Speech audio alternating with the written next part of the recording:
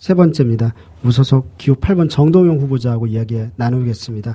사실 참 이게 쉽지 않은 과제들인데도 불구하고 역시 국회의원 후보자들 분들이시다 보니까 이야기가 확실히 좀 다르신 것 같습니다. 네.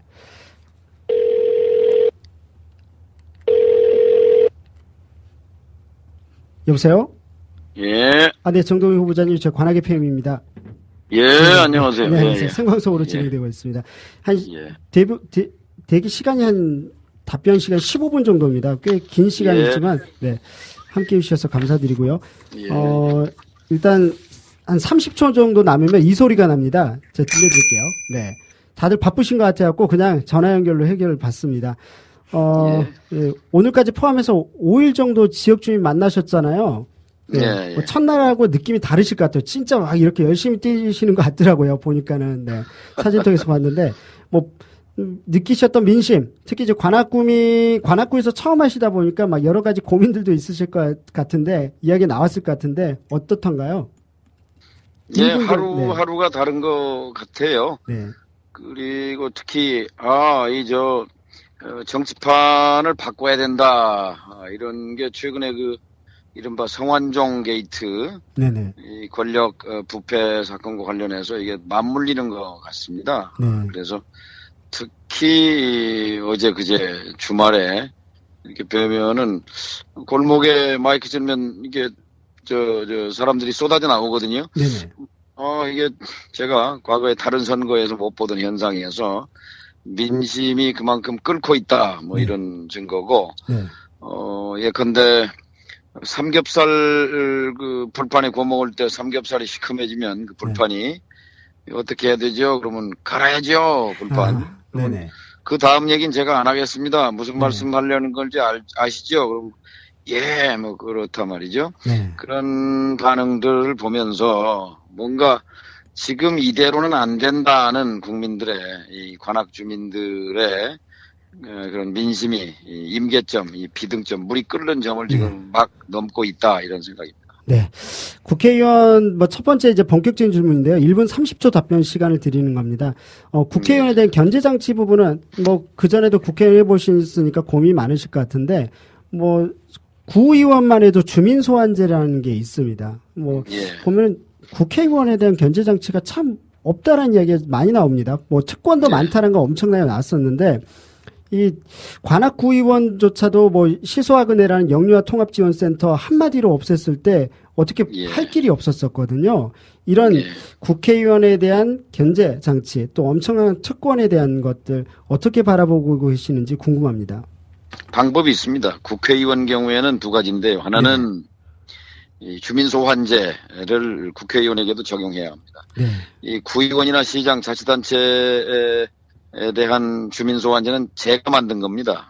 제가 당대표 할 때, 당의장 할 때, 그 시민단체하고 연대해가지고 사실상 이건 좋은 날치기예요. 네. 왜냐하면 그걸 의원들이 반대하니까, 당시 야당이 반대한 거를 밀어붙여서 주민소환제를 한 거거든요. 네네. 근데 이제 의원들을 보러 의원들 주민소환제 하라고 하겠습니까? 그래서 이제 이건 고양이 목에 방울 달기인데, 네네. 그러나 이거 해야죠. 네. 이건 국민의 힘으로 밀어붙여야 되는 거고, 네네. 보다 근본적으로는 네. 이 국회의원이요 지금 국민의 주권이 반영이 제대로 안 됩니다. 그러니까 무슨 얘기냐면 지금은 이 선거 제도를 바꿔야 우리 주민이 투표한 게 의석에 반영이 되는데 네네. 현재는 4천만 유권자 중에 2천만 명 정도는 투표를 안 하고 2천만 명 정도가 투표하는데 그중에 1,000만 명 정도만 당선자가 이제 내니까 2등이나 3등에다가 투표한 건 반영이 안 되잖아요. 그래서 선거제도를 바꿔서 내가 어떤 후보한테 어떤 당에 던지더라도 그 표가 의석으로 환산되는 이게 이제 독일식 선거구 제도입니다만은 최근에 중앙선거관리위원회가 내놨죠. 그 안을. 저는 그거를 국민들이 눈을 부릅뜨고 그 국회를 압박해서 통과시키도록 하는 것, 이것이 근본적인 장치고. 네네. 감사합니다. 의원들 경우에, 네네. 1분 30초가 다 되었고요. 네네. 혹시 부족한 것들은 나중에 시간이 좀 남은 것들을 말씀드리겠습니다. 네. 영유아 복지 이야기입니다. 이 부분은 사실 국회의원이 결국 또 다루게 되는 지점일 것 같아요. 네. 예. 네. 보면은 뭐 지역에서도 이제 시소화근해라는 것이 있습니다. 보면 영유아 복지 관련된 것들이었고 특히 사각지대 관련된 것을 담당하던 복지 서비스였는데 이게 최근에 없어졌습니다. 뭐 보면은 노인과, 청소년과 이런 게 있는데 영유아과는 없더라고요. 뭐 보육이야기라고 되던데 후보자께서는 한국 사회의 영유아 복지, 특히 이게 3세 이전에 개입하게 되면 사회적 비용이 굉장히 많이 줄어든다라는 연구 결과가 예. 있더라고요. 그래서 영유아 복지를 예. 어떻게 보고 계시고 특히 사각지에 대한 복지 어떻게 보시는지 궁금합니다. 예. 아이를 키우는데 공동체가 이 돈과 노력과 모든 헌신을 다해야 된다고 봅니다. 장애물은 첫째, 정부가요, 칸막이가 이게 장애물입니다. 무슨 얘기냐면 이 보육은 여성가족부에서 예산을 이렇게 따고 집행하고 합니다. 네. 복지는 또 보건복지부예요. 그 다음에 이런 청소년 노인 이 부분은 행정자치 쪽이에요. 네. 그러니까 행정자치부, 행정안전부, 무슨 여성가족부, 또 보건복지부 각 부서로 나뉘어 가지고 자기들 예산 확보 각 부서에 그리고 자기들 보직 확보 이거에 결국 공무원을 위해서 관료를 위해서 국민이 이 대상이 되는 이런 주객이 바뀌었거든요. 네. 사실은 우리 아이들을 어떻게 키울 것인가를 가지고 정부 조직이 통폐합이 되고 이게 통합 시스템이 돼야 되는 거거든요. 그래서 말이 앞에 가야 마차를 끌고 가잖아요. 네네. 근데 지금 마차가 앞에 있어요. 이 정부가 앞에 있고 마차가 앞에 있고 말이 뒤에 있는 거예요. 그러니 이게 거꾸로 가는 거지요. 그래서 이런 것들을 구조적으로 개혁해내는 거. 이런 걸 할 수 있는 사람은 사실은 대통령 권력밖에 없는데 네네. 좀 아쉬운 점이죠. 네, 감사합니다. 이 주거복지에 대한 관점이 되게 중요할 것 같습니다. 이건 거의 뭐 전 국가가 다시 머리를 쥐어써야 될 것 같은데 전세 대란 때문에 힘든데 최근에 그냥 한번 부동산 좀 조사를 해봤었어요. 그냥 했더니 관악구에 예전 같았으면 10평 일반 주택의 10평이면 4천이면 되던 게 지금 8천만 원이다 보니까 서민들이 참 힘들겠더라고요. 또 뭐가 경전철이 관악구에 들어온다고 하니까 일단 대중교통 문제는 해결되는데 또 집값이 오른다는 것 때문에 세입자들은 벌써부터 굉장히 걱정을 많이 하고 있는 것 같습니다. 뭔가 주거 정책에 대한 새로운 패러다임이 필요하다, 새로운 어떤 철학들이 필요하다고 보는데요. 이 후보자께서는 이러한 것들에 대해서 어떻게 보고 계시고 혹시 뭐 해결책까지도 뭐 있으시다면 이야기해 주시면 좋을 것 같습니다. 예, 맞습니다. 결국은 이제 방법은 헌법대로 하는 거예요. 헌법은 있는데 현실하고는 떨어져 있는 거거든요. 무슨 얘기냐면 지금 삼성동에 가면은 화장실 없는 집이 1000채가 넘잖아요. 네. 수천 명이 화장실 없이 사는데 한번 생각해 보십시오. 화장실 없이 산다는 게 얼마나 이게 이 비문명적인 것인 건가. 얼마나 고통스럽겠어요. 이게 지금 수십 년 방치되어 있는 거거든요. 근데 여러 가지 이유가 있지만 헌법 35조에 보면 헌법이라는 건 국가에 명령하는 겁니다. 대통령이나 국회에 명령하는 거거든요. 모든 국민은 헌법 35조. 모든 국민은 쾌적한 환경에서 생활할 권리가 있다. 국가는 주택개발 정책을 통해서 이를 보장하라. 쾌적한 주거 생활을 보장하라고 돼 있어요. 그런데 안 하잖아요. 그러니까 이 헌법의 명령을 현실로 만드는 정치가 필요한 겁니다. 그러니까 국가가 기본적으로 우리 국민이 쾌적한 주거 생활을 할 권리가 있다는 것을 우선순위를 앞에 세워야 되는 거지요. 해법은 공공주택, 임대 공공주택을 전체 주택의 목표 20% 정해놓고 20%만 되면 이게 전체적으로 주택 문제를 조정하고 할 수 있는 거거든요. 지금 5% 선 아닙니까? 여기에다가 정책의 우선순위와 예산의 우선순위와 여기에 대한 재정 대책을 만드는 것. 그러니까 큰 틀에서 국가의 이 시스템 구조 틀을 바꾸는 것이 이 관악에서의 10평짜리가 4천만 원이었는데 8천만 원 가는 이 문제를 해결하는 해법인데 지금 이 감사합니다. 현재 이명박 박근혜 정부의 노선은 뭐냐면 주택값을 자꾸 집값을 올려서 뭐 경제를 살리겠다는 거 아니에요?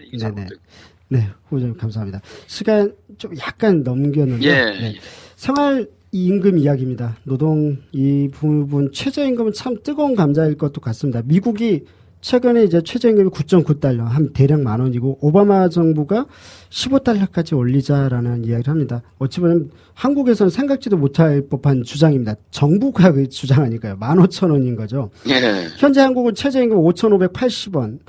알바연대에서 맥도날드 사례 이야기 들으면서 10,000원까지 올려보자 뭐 이런 이야기 했지만 거기까지는 아니더라도 서울시라든지 뭐 성북구, 도봉구, 노원구, 서대문구, 관악구는 아직 못합니다만 한 6,680원까지 올렸더라고요. 이런 생활임금을 도입하는데 후보자께서 최저임금, 이런 생활임금 어떻게 바라보고 계시는지 궁금합니다. 제가 속해 있는 국민의 눈물을 닦아주는 국민 모임의 목표가 5년 내 최저임금을 5만 원까지 가자라는 것입니다. 지금 대한민국은 새로운 가난의 시대입니다. 그러니까 대다수의 사람이 가난한 그런 시대를 살고 있어요. 다른 말로 하면 불평등 사회죠. 근데 대다수의 사람이 가난한 시대라는 건 이 벌이가 시원찮은 거예요. 벌어봐야 남는 돈이 없는 거예요. 그래서 이거를 최저임금과 생활임금을 손대지 않으면 사실 소득은 늘어날 수 없는 거죠. 물론 여기에 이제 영세 자영업부터 또 중소기업이 모든 충격을 받게 되는데 이제 이거를 이제 국가가 보완해 가면서 어쨌든 이 어렵기 때문에 이대로 그냥 할 수밖에 없다라는 그런 관점과 아니라 이거를 아무튼 이 새로운 가난의 시대를 그래도 국민이 최저의 그런 인간다운 생활을 할 수 있는 그런 걸 국가가 보장하는데 적극적으로 예산과 법률과 정책을 집중하자 이렇게 가는 것이 저는 핵이라고 봅니다. 네, 25초 정도 남았는데요. 아까 더 이야기 덧붙이실 거 있으면 쓰셔도 될 것 같습니다. 예, 예. 네. 그래서 저는 민주당의 성북구청장 하는 김영배 청장이 이제 생활임금제, 구청에 납품하는 기업들에 대해서는 최저임금보다 한 20% 임금을 더 주어라. 그런 업체 생활임금을 줘야 자격을 주겠다. 굉장히 좋은 제도죠. 바로 야당 자치단체에서 해야 할 일이고 또 야당이뿐만이 아니라 이 정부가 사실 선도해야 할 부분이죠. 정부의 역할이 그런 것 아니겠습니까? 네. 그래서 정부 부분부터 솔선수범하고 민간이 따라오도록 해서 전체적인 임금 수준을 올리는 것. 다른 지금 미국이고 일본이고 유럽이고 대통령이나 총리가 나서서 임금 올려주라 이렇게 말하잖아요. 우리 대통령도 그렇게 말할 때가 됐습니다. 네, 감사합니다. 지방자치 세금 부분입니다. 사실 이제 관악구 매번 이야기하지만 관악구가 올해 300억 원이 부족하다고 했었어요. 최대치가. 그래서 결국 없으니까는 승방돌이나 땅을 팔아가지고 결국 해결책을 냈거든요. 뭔가 다른 운영을 한 게 아니라. 그래서 좀 안타까웠는데 이게 복지비 상승 때문이다라는 이야기들도 있었고요. 아니다라는 의견도 있었지만 어쨌든 중앙정부와 지방정부 간의 어떤 세금 분배 이야기도 나오고요. 또 이를 위해서 결국은 이것의 여파가 이 재정 자립도가 낮아지게 된 것인데 그것의 근저를 보니까 부자 감세였다. 결국 이런 이야기도 있습니다. 법인세, 소득세, 종합소득세 이런 걸 인하하면서 된 거 아니냐라고 하는데 어쨌든 유승민 원내대표, 새누리당 원내대표까지 나서서 증세 없이 복지 어렵고 증세한다면 가진 자한테 더 부과할 필요가 있다는 이야기도 나옵니다. 이 후보자께서 이런 이제 세금 정책 또 그리고 지방자치와 중앙정부 간의 어떤 세수 분배 이걸 어떻게 바라보고 계시는지 궁금합니다. 정확한 지적이신데요. 정치의 핵심은 세금입니다. 저는 줄기차게 부자 증세를 민주당 내에서 주창해 왔습니다. 하지만 민주당은 저의 주장을 외면했습니다. 겨우 해야 부자 감세 철회하자 여기까지밖에 못 갔는데요. 제가 지금 새로운 길, 국민의 눈물을 닦아주는 국민모임이라는 정당을 창당해서 정치판을 흔들어 보려고 하는 것도 바로 세금 문제입니다. 세금 혁명당을 만들어서 돈을 많이 버는 사람은 돈을 많이 내는 부자 증세로 가야 합니다. 그래야 국가의 재정이 커지고 국가의 역할이 커져서 결국 관악구의 2015년 예스펑크 300억도 메울 수 있는 것이지 지금 아랫돌 빼서 윗돌 고이고 윗돌 빼서 아랫돌 고여봐야 이거 100년 하청이에요. 그래서 기본적으로 지금 10대 재벌이 500조 원을 쌓아놓고 있는데 대한민국 올해 예산이 370조인데 10대 재벌이 500조를 쌓아놓고 있어요. 근데 여기는 세금 안 깎아줘도 되잖아요. 그런데 여기다가 작년에 7조 이상 깎아줬거든요. 이런 게 잘못이라는 겁니다. 잘못이 아니라 이런 게 이제 지금 기득권 정치의 철학이거든요. 재벌, 대기업, 관료 집단, 부유층, 부동산 부자 이분들을 중심으로 이분들의 기득권을 보호해주는 쪽으로 정책을 편단 말이죠. 네. 이것을 바꿔서 서민과 약자를 중심으로 그런 정치와 그런 경제 정책이 필요하다 하는 것이 지금 제가 관악에 나온 이유입니다. 네, 감사합니다. 그래서 제가 4월 29일 다 썼습니다. 예. 네, 안전 분야입니다. 뭐 안전불감증 오늘 내일 이야기 아니잖아요. 보시면 삼성 삼풍백화점, 뭐 성수대교, 대구 지하철, 뭐 지난 또 4월 16일 세월호 참사 그 이후에도 없을 줄 알았는데 뭐 싱크홀이다. 또 롯데백화점 아주 높은 고층 건물 올라가니까 다들 겁먹고 이러면서 있는데 뭐 관악구 같은 경우는 대표적인 게 1996년도 때 정밀안전 진단 결과 D등급 받은 이제 저온동의 강남 아파트죠. 이런 게 있을 정도이다 보니까 참 어렵습니다. 이 안전 문제가 결국은 비용에 밀린 거 아니냐라는 것들, 비용 문제 등으로 밀린 게 아니냐는 이야기가 나오는데요. 안전 문제를 어떻게 바라보고 계시는지 궁금합니다. 세월호 4월 16일 날 작년에 모든 국민이 동의했습니다. 이제 대한민국은 4월 16일 이전의 대한민국과 달라야 한다. 세월호 이후에 달라져야 한다. 딱 1년 지났어요? 네. 뭐가 변했다고 생각하십니까? 아무것도 안 변했습니다. 돈보다 사람, 이윤보다 안전, 구호는 있는데 바뀐 건 없어요. 자, 두 가지만 지적하겠습니다. 하나, 청와대가 안 바뀌었어요. 청와대가 저 휴전선뿐만이 아니라 국민의 생명과 재산 24시간을 모니터하고 안전을 지키는 사령탑이어야 합니다. 대통령은 그렇게 선서하지 않습니까? 저는 헌법을 준수하고 국민의 생명과 재산을 지킨다고 선서하는데 청와대의 컨트롤 타워를 안 만든 것, 이게 핵심입니다. 또 구체적으로 관악에 그제 강남 아파트에 가서 주민들과 토론했는데요. 자, 21세기에 수도 서울에 그런 아파트가 관악에 있다는 것이 저는 정말 충격적이었습니다. 자, 이윤보다 안전이라고 그랬잖아요. 돈보다 사람이라고 그랬잖아요. 그래서 제가 주민들께 세 가지 대안을 제시했습니다. 1단계로 긴급조치가 필요한 것 세 가지. 1. 즉각 안전진단을 실시한다. 이 공기관이, 네. 자치단체가. 네. 2. 그리고 주민들을 이주한다. 그것이 안전 문제 아닙니까? 네. 3. 그리고 강남 아파트 문제에 대한 지원 대책, 시민사회의 지원, 시민사회와 자치단체 등이 또 주민들이 함께 참여하는 지원 대책위를 만들어서 본격적인 2단계를 준비한다. 1단계로 이 세 가지가 필요하다고 저는 판단했고 그 주장에 대해서 주민들이 좀 분열되어 있는데 다 동의했습니다. 어느 네. 쪽이든지. 아, 네. 예. 감사합니다. 공동체 분야 이야기입니다. 뭐 인디언 속담을 보면 한 아이를 위해서 온 마을이 필요하다는 이야기가 있죠. 뭐 이 이야기는 아마 많은 사람들이 이제는 좀 많이 들은 것 같습니다.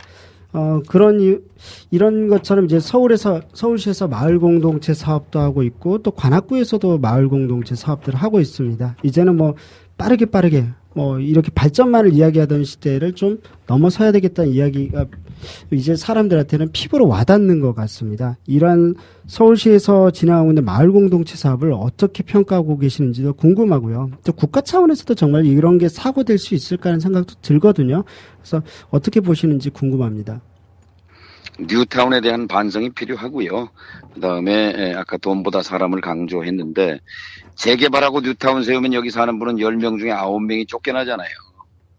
네. 그것에 주목해야 합니다. 그래서 마포에 가면 성미산 마을이라는 게 있습니다. 염리동에 소금꽃 마을이라고 있습니다. 모여서 아이들을 같이 키우고 공동 육아, 공동 보육, 그리고 대안학교를 만들어서 초등학교, 중학교, 고등학교까지 가르칩니다. 그 아이들이 뭐라고 하냐면요. 어머니, 어머니, 아버지, 이런 행복한 학교에 저를 보내주셔서 너무 감사합니다. 고3들이 그렇게 말해요. 자, 이런 대안이 가능하거든요. 네. 마을 카페도 있고, 마을 식당도 있고, 마을 책방도 있고, 그리고 같이 사는 이 소통과 행복의 주거 공간, 소행주라고 그래서 그런 공동 아파트, 이런 운동도 하거든요. 이런 것들을 국가가 또 서울시가 관악구가 적극적으로 들어서 관악을 무조건 뉴타운, 무조건 재개발 이런 걸로부터 사람 냄새가 나는 관악의 장점이 이게 옛날 마을 공동체의 그런 사람 냄새, 사람 숨결이 살아있는 동네더라고요.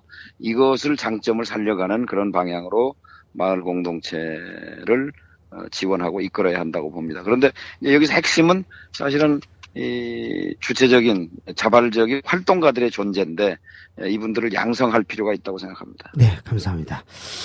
청년부자입니다. 이건 진짜 저도 많은 청년분들을 만나지만 정말 절실한 부분인 것 같습니다. 관악구가 25개 지역구 중에서 가장 청년이 많이 살고 있더라고요. 근데 20, 30대가 제일 많이 살고 있는데, 얼마 전 통계치를 보니까는 11.1%, 15년 만에 최고치의 실업률을 보였다라고 합니다. 청년 실업률이. 그리고 또 뭐 경청에서조차도 이런 이야기를 하기를 좀 놀랐는데 20% 실업 체감률이 20%에 육박한다라고 할 정도니까요. 이런 청년 실업 어떻게 바라보고 계시고 또 어떻게 해결하실 수 있다라고 생각하십니까? 실업률 이거는 현실과 굉장히 동떨어져 있어요. 왜냐면요. 6개월 내에 구직 활동을 하신 적이 있습니까? 이렇게 물어봐서 한 적이 없다고 한 사람은 다 이 대상에서 빼는 거예요. 네. 그러니까 취업준비생이라든지 아예 포기하고 있는 분들은 아예 실업 대상에서 조사 대상에서도 빠지는 거거든요. 근데 네. 이 구직 활동을 했는데 안 된 사람들은 이제 실업자로 해서 11%라고 하고 뭐 체감 20%라고 하는데 실제는 저는 25%를 넘는다고 봅니다. 실제는요. 근데 이거는 최악입니다. 그리고 또 취업을 했다고 하더라도 질 좋은 일자리가 아니라 다 비정규직이잖아요. 뭐 파견제, 일용직, 기간제, 하도급 뭐 이런 알바를 포함해서 자, 이거 우리 사회에 가장 발등에 떨어진 근본 핵심 문제. 이렇게 해서 연애 포기, 출산 포기, 결혼 포기 이어지는 거잖아요. 그래서 대한민국의 장래가 이렇게 가면 앞이 없습니다. 여기서 비상행동이 필요한데 바로 청년 일자리와 관련해서 핵심은 두 가지입니다. 하나는요. 중소기업에 취직해도 대기업의 7, 80% 받을 수 있도록 중소기업의 이윤율을 올려주는데 정부 정책에 초점을 맞춰야 합니다. 그러니까 애벌 대기업 수출 중심의 경제에서 중소기업과 영세 자영업 내수 중심 경제로 철학을 바꿔야 한다는 것이고 두 번째는 국가의 역할을 통해서 국가가 제공하는 소방관, 경찰관, 산림감시, 교사, 그다음에 요양사, 간호사, 영양사 이런 쪽의 일자리를 OECD 평균 수준에 맞게 지금보다 2배 더 늘려야 하거든요. 그러려면 재정을 확충해야 하고 결국 대답은 부자 증세, 세금 혁명으로 이어집니다. 결국 지금 이대로 갈 것이냐 아니면 여기서 뭔가 대전환을 할 것이냐. 저는 대전환을 주장하는 사람입니다. 네네, 감사합니다. 일단 좀 시간이 많이 넘었는데요. 그래서 마지막 발언은 좀 짧게 해주셨으면 좋겠습니다. 일단 되게 긴 시간이었거든요. 말씀해 주셔서 진심으로 감사드리고요. 아니, 질문이 하나하나가 너무 엄청난 질문들을 8개씩 맞습니다. 해서 몇 분에 얘기한다는 게 불가능한 얘기입니다. 맞습니다. 하나하나가 1시간 이상씩 대화하고 토론해야 할 그러니까 너무 아쉽습니다. 사실 좀 시간도 길었다라면 지역 주민분들하고 좀 더 많은 토론하고 싶을 수 있을 만한 것들이었는데요. 하여튼 국회의원 후보자들이 국정 전체의 어떤 철학들을 좀 바라봤으면 좋겠다는 생각 때문에 이렇게 한번 잡아봤었습니다. 뭐 짧은 시간에 답변 잘해주셔서 너무 감사드리고요. 앞으로 9일 남았잖아요. 이 짧은 발언으로 인터뷰 부족했었던 건 좋겠고 다른 이야기도 좋습니다. 마지막으로 이제 발언 부탁드리겠습니다. 저는 정치인으로서 실패를 많이 한 사람입니다. 대통령 후보로 나왔다가도 실패했고, 국회의원으로 강남에 나갔다가도 떨어졌고, 재벌그룹 회장하고 붙어서도 떨어졌고, 또 당권 도전에서 당대표에도 실패했고, 많이 상처받고 눈물을 흘렸던 사람입니다. 하지만 얻은 것도 있더라고요. 뭐냐면 이 땅에서 인생에서 실패한 분들, 패배한 분들, 상처받은 분들, 고통받는 분들의 그 아픔을 가슴으로 좀 더 잘 이해하게 되었다는 것. 그리고 제가 앞으로 정치를 하는 목표가 바로 서민과 약자의 눈물을 닦아주는 정치, 눈물을 흘리지 않게 하는 정치를 위해서 이 정치판을 흔들어야 되겠다. 이것이 관악에 출마한 이유입니다. 제가 나온 이유를 한번 잘 살펴봐 주시면 감사하겠습니다. 네, 긴 시간 감사드리고요. 어쨌든 또 저희들도 지켜보겠습니다. 네, 오늘 말씀 감사합니다. 고맙습니다. 네, 감사합니다.